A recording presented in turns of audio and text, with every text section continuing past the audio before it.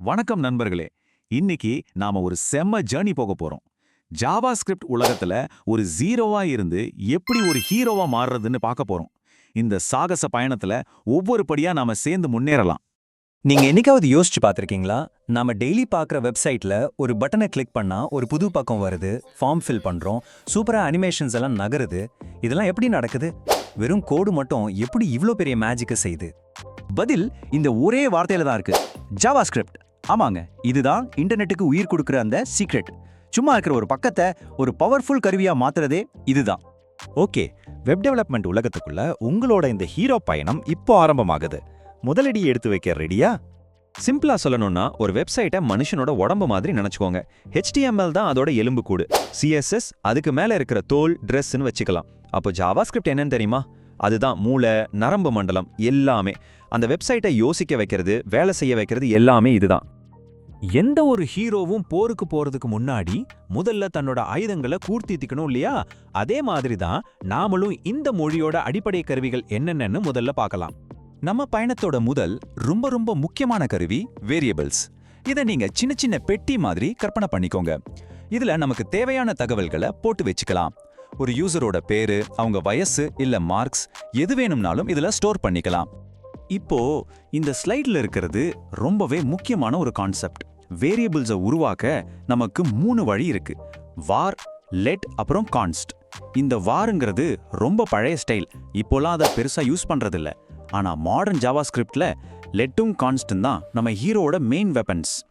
ஒரு மதிப்பு அப்பப்போ மாறலாம்னு நினைச்சா லெட் யூஸ் பண்ணுவோம். ஆனா ஒரு தடவை ஒரு மதிப்பை செட் பண்ணிட்டா அது மாறவே கூடாதுன்னு நினைச்சா அதுக்கு கான்ஸ்ட் யூஸ் பண்ணுவோம். இது நம்ம கோட ரொம்ப பாதுகாப்பாகவும் என்ன நடக்கும்னு ஈஸியா கணிக்கிற மாதிரியும் மாத்தும்.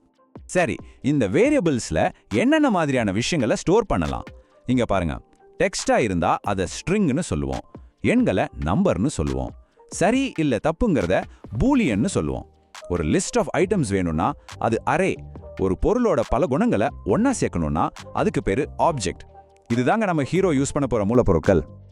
ஓகே, நாம கிட்ட இப்போ டூல்ஸ் எல்லாம் ரெடி. அடுத்த ஸ்டேஜ் என்னன்னா இந்த டூல்ஸை வச்சு எப்படி லாஜிக்கலா யோசிக்கிறது, முடிவெடுக்கிறது, அப்புறம் வேலை வாங்குறதுன்னு கத்துக்க போறோம். இதெல்லாம் தான் புரோகிராமிங்கோட மந்திரங்கள்னு சொல்லலாம். கூட்டல், கழித்தல் மாதிரியான ஆபரேட்டர்ஸ். இந்த கண்டிஷன் உண்மையா இருந்தா எதை பண்ணு, இல்லனா அதை பண்ணுன்னு சொல்ற இஃப் எல்ஸ் கண்டிஷன்ஸ். அப்புறம் ஒரு வேலையை திரும்ப திரும்ப செய்ய வைக்கிற லூப்ஸ். இதெல்லாம் வச்சுதான் நாம கம்ப்யூட்டர் கிட்ட பேசுறோம், அதுக்கு ஆர்டர் போடுறோம். இந்த ஸ்லைடு ஒரு ஃபார் லூப் எப்படி வேலை செய்யுதுன்னு சூப்பரா காட்டுது.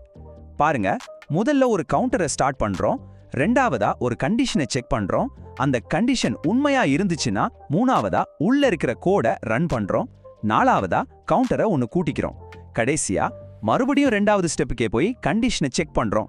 இதே மாதிரி சுத்தி வரும். இது மூலமா 100 தடவை செய்ய வேண்டிய ஒரு வேலையை வெறும் 3 லைன்ல எழுதி முடிச்சிடலாம். இதுதான் புரோகிராமிங்கோட பவர். நாம அடிக்கடி யூஸ் பண்ற சில மேஜிக் ஸ்பெல்ஸை ஒவ்வொரு தடவையும் புதுசா சொல்லிட்டு இருக்க தேவையில்லை. அதை ஃபங்க்ஷன்ஸா எழுதி நம்மளோட பர்சனல் மந்திர புத்தகத்துல வச்சுக்கலாம். எப்ப தேவையோ அப்போ அதோட பேரை சொன்னா மட்டும் போதும், அது தன்னோட வேலையை கரெக்டா செஞ்சிடும். இது நம்ம கோட ரொம்ப நீட்டாவும் திரும்ப யூஸ் பண்ற மாதிரியும் மாத்தும். இப்பதாங்க நம்ம பயணத்தோட ரொம்பவே எக்ஸைட்டிங்கான ஒரு கட்டத்துக்கு வந்திருக்கோம்.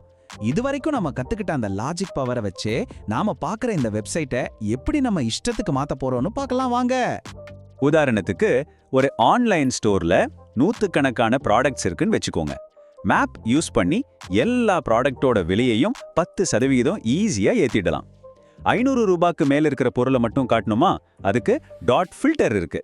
எல்லா பொருளோட மொத்த விலையையும் ஒரே அடியா கூட்டணுமா? அதுக்கு டாட் ரெடியூஸ் இருக்கு. பாத்தீங்களா, டேட்டாவை ஹேண்டில் பண்றதுக்கு இது எவ்வளவு பவர்ஃபுல்லான டூல்ஸ்னு. சரி, நாம டேட்டாவை மாத்தி அமைச்சிட்டோம். ஆனா இதெல்லாம் நம்ம கம்ப்யூட்டருக்கு உள்ளதானே இருக்கு. இது எப்படி யூசர்ஸ் பார்க்குற ஸ்கிரீன்ல கொண்டு வரது? அதான் அடுத்த கேள்வி.